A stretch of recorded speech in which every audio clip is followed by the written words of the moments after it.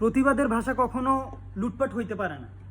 আমরা আজকে মুসলমানরা মানে ইসলামের জন্য জীবন দিয়ে দিতে রাজি, কিন্তু আমরা জাস্ট অল্প একটু লোভ সামলাইতে পারি না, আমরা নাকি আবার জীবন দিয়ে দিব।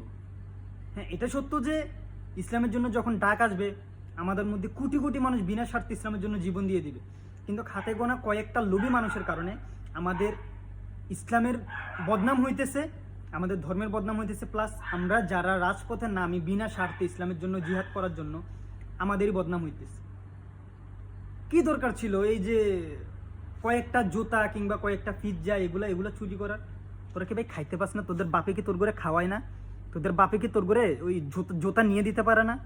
পিৎজা একটা কয় টাকা? ওই টাকা কি তোদের বাপ তোদেরকে দেয় না? কোনো দরকার আছে রাস্তায় নেমে ইসলামকে এইভাবে বদনামি করার, ইসলামের উপর এইভাবে আঘাত করার? তোদের মতো বেঈমান, তোদের মতো মুনাফিক তোদেরকে রাস্তায় নামতে বলছে কে? তোরা ভিক্ষা করে এসব এরকম ইসলামের নাম দিয়ে এইভাবে ইসলামের নাম দিয়ে লুটপাট না করে, চুরি না করে তোরা ভিক্ষা কর। তোদের বাপরে বল যে আব্বু ভিক্ষা করে আনি দাও, আমার একটা পিৎজা দাও, কিংবা আমার এক জোড়া বাটা শোরুম থেকে এক জোড়া জুতা নিয়ে দাও, আমার থেকে পড়তে ইচ্ছা করতেছে। ইসলামের নাম বিক্রি করে খাইতেছিস কেন?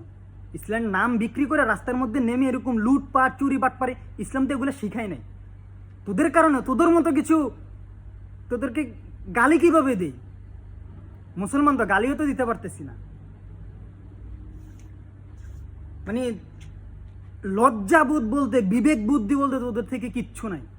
পারলি কেমনে ইসলামের নাম দিয়ে এরকম একটা ফিলিস্তিনের জন্য, পুরো পৃথিবী যেখানে এক হয়ে ফিলিস্তিনের জন্য আন্দোলন করছে, আর তোরা ওইখানের মধ্যে কিছু মানুষের চুরি চুরি বাটপারে লুটপাট করার জন্য তোরা আন্দোলনের মধ্যে নামছিস। তো ইসলামের নামটা বিক্রি করলে কেন? তোদের থেকে যদি চুরি যদি এত যদি করার যদি ইচ্ছা থাকতো, তাহলে রাতের বেলা যে চুরি করতি, ইসলামের নাম বিক্রি করি ওইখানের মধ্যে যাই আন্দোলনে যোগ দিয়ে এরপর লুটপাট করতে চুরি করতেছস, ইসলামের কি সুনাম করছিস না বদনাম করছিস?